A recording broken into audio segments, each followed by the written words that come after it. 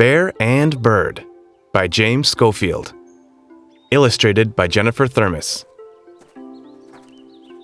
One spring evening, as Bear walked through a high meadow toward the woods, she was stopped by a sound. A small voice was crying in the tall grass nearby. "Help!" it cried. "Help!" Bear padded into the tall grass and looked down. Between her front paws lay Bird. Bird was very young. He still had patches of downy fluff. He was trembling. "I am learning to fly," said Bird. "But I became dizzy and fell. Please help me." Bear sat down and looked at Bird. She thought for a long time.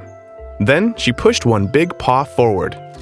Bird flapped his wings and hopped onto her paw. Then he hopped from her paw to her shoulder. Bear stood and started off again toward the woods. When she reached the edge of the woods, she stopped by a tree and reared onto her hind legs. She reached one big paw up to a branch. Bird hopped from her shoulder to the branch. "There," rumbled Bear. "Now you will be safe." She dropped back onto all fours and started off into the woods.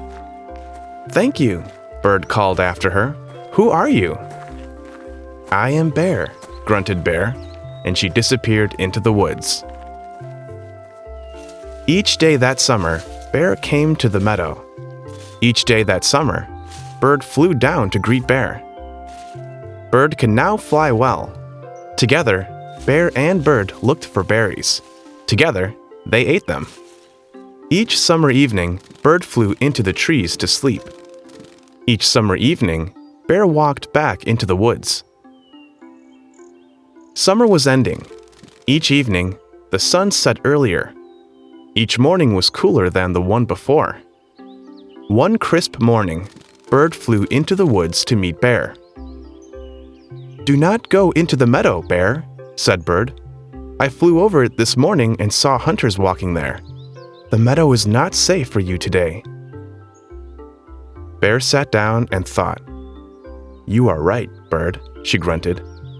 "I will stay hidden in the woods today."